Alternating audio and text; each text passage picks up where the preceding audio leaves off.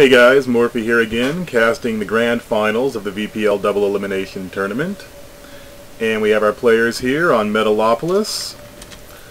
The green Terran Link spawning in the lower position, and in the close by air position, myself spawning as the red Protoss pieces. And this is going to be a best of 5, and it's going to be a little different than the last cast because, well, obviously I played in it, so I'll probably be able to give just a little bit more analysis about the decisions I make, and so we'll be watching mostly from my position, or from my point of view. And I really didn't know how Link played at this point. I'd seen him try a 1-1-1, but other than that, not much of a clue of what he was going to try. And really standard openers first. I believe against Terran my standard was to go for a 2-gate robo opening and then make adjustments based on what I see. Nice thing to note here, always try to check this watchtower on the way over. Terrans do like to throw down proxy racks occasionally, and you have a good chance of spotting them in that situation. Looks like Link's going to be getting his barracks. No gas yet. Just now getting the geyser. And I have a gateway going down and a geyser, so just most normal play in the world coming from both of us.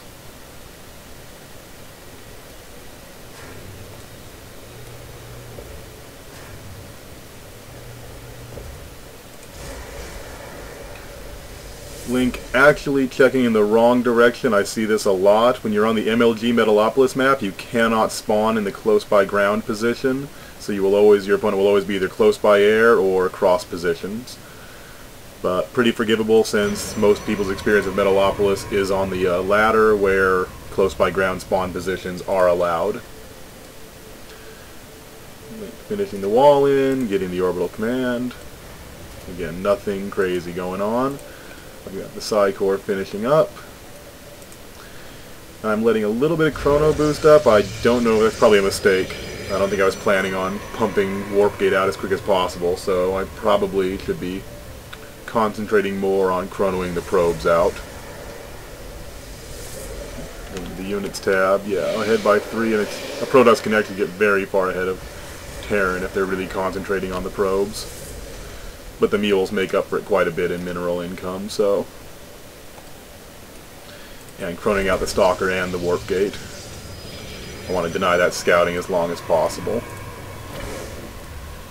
I do like to put pylons kind of around my base to get vision on those drops. That can be kind of a mixed blessing. It gives me a little more time to react to drops, but it also often allows the Terran player who's doing the dropping to pick off free pylons and then get out without taking any damage.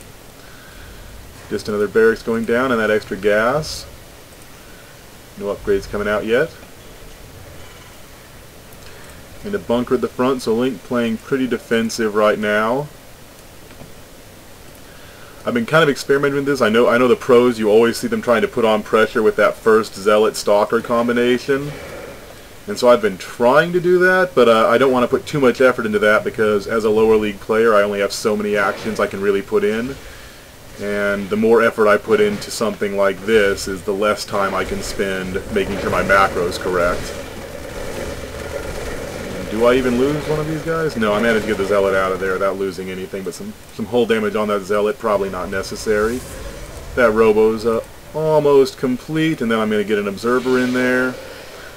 I know you don't need to get an Observer in there to know what they're doing, but again, I don't quite have the game sense to take a look at this front and call exactly what's going on. Factory and an eBay going down, so he's probably going to get the starport and go for that medevac play while getting some upgrades to the attack.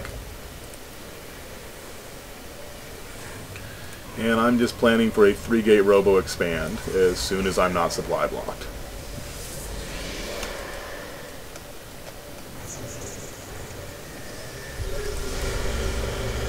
Warp Gate just finished.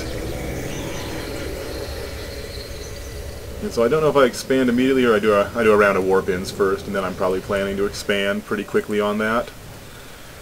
Again, I always do like to get my observer in there and get a some idea of what's going on before I take my expansion. I just don't trust my control enough yet to expand off of 1 or 2 gateways worth of units. Observer heading over.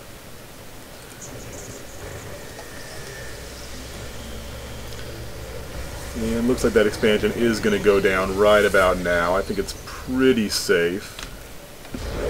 10 Marines, a decent amount of gateway units. As long as the force fields and the guardian shields are alright, then I'm not in too much danger from that.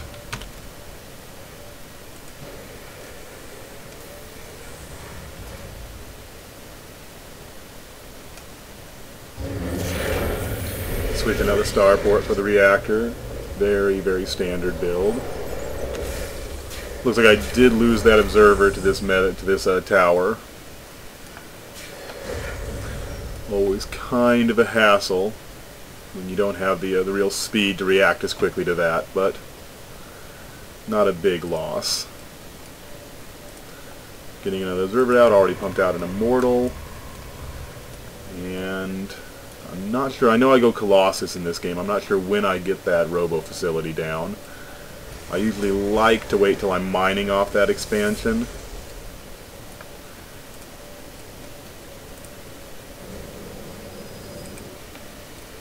And it looks like he's going to be pushing out Link with a decent-sized group of Marines.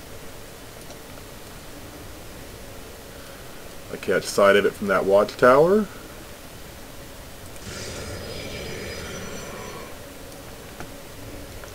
And it's not going to elevate her up, it is going to kill out the spotter pylon here. I had that just to warp in quick reinforcements for aggressive attacks. Doesn't actually clear the tower. A bit of a small blunder there, but nothing major.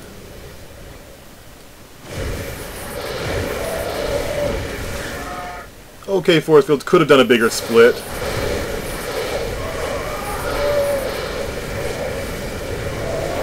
I'm not sure those force fields here really helped me much at all. Almost more delaying my zealots from getting over there right now, so not the greatest force fields in the world, but not the worst either.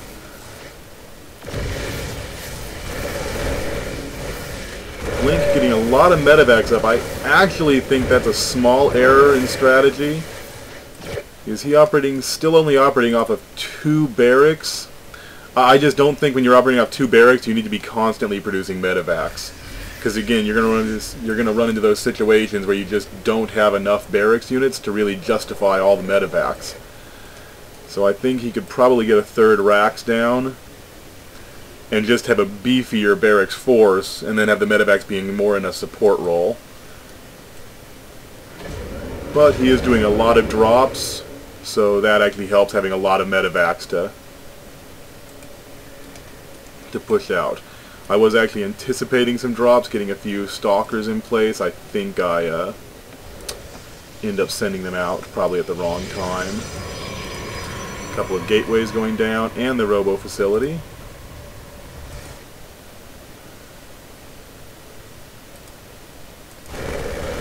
Drop going down in the main. I'm moving my army back. I'm doing a warp in of stalkers up here. So that's going to do a bit of damage, but nothing terminal. And I quickly move all my probes down here to mine on my expansion while I clean up in the main, so I don't lose too many workers.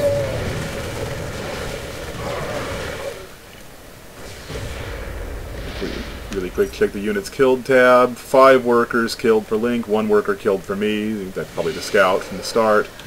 So not the worst drop in the world, but probably not worth the cost of losing a medevac and 8 Marines. Should be warping those into gateways. Another little push coming out. I've got my observer placed right here at the front. I want to be able to see when the expansion goes down and to see anything leaving the base and get a nice vision on that.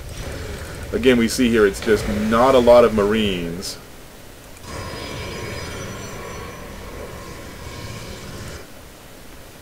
Considering the amount of medevacs that are out on the field.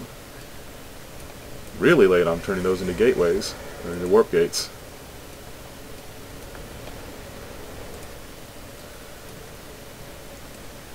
Another little comment here, I think Link delayed this expansion a little too long. I think he could have safely expanded after that first poke-in got repelled. he probably could have, just bunkered down and expanded while building his army back up. Especially with that drop in there to distract me and keep me from poking out on the map. I think that would have been a good time to expand, rather than delaying it for as long as he is. Finally getting those Twilight Council upgrades.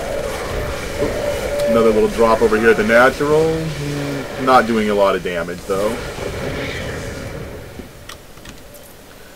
Oh, more damage than I thought actually. Goes up from 5 to 12 workers killed, so in the units tab that actually gave him the small economic lead compared to where he was previously. So those drops are really keeping him in this game. After losing that first attack, drops can do a lot to throw your opponent off guard.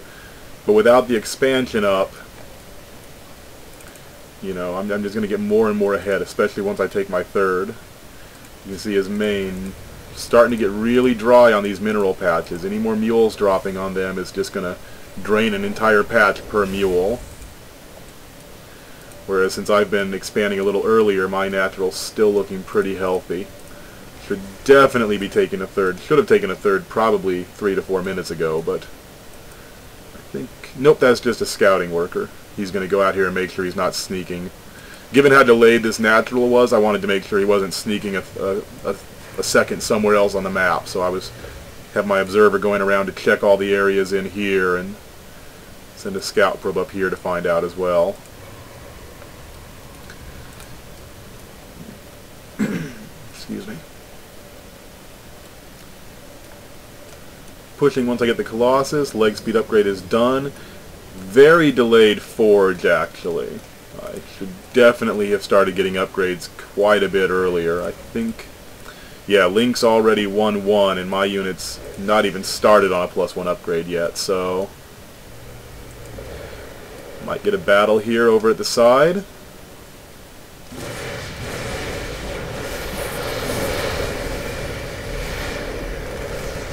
Again, definitely could have been some better force fields. I don't think those did just about anything to cut the army in half. But not a lot of damage taken though, and still looking alright. Link getting the concussive shell, must have forgotten to get that earlier, and +2 weapons upgrade going down. Meanwhile I'm getting blink and +1 and another Colossus.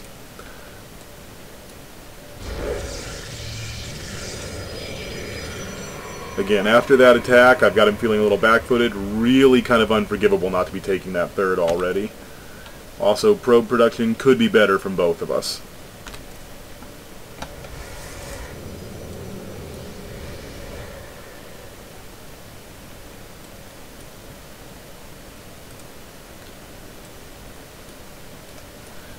Link getting a decent number of Vikings to deal with the Colossus he's seen. With Blink once it finishes, though. Looks like I'm going to attack before Blink finishes. Probably should wait,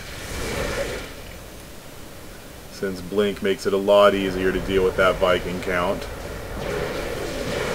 But the Vikings moving a little out of position. I'm not sure I support this. Force field's keeping a lot of those gateway units or barracks units from attacking while those Vikings get taken out. And one Colossus still standing.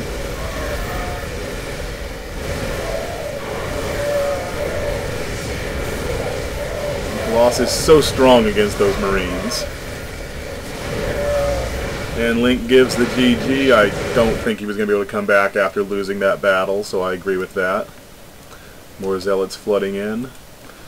Anyway, I'm just going to move on to the next games. I don't want to do too much of a strategy analysis on that, so I'll see you in Game 2.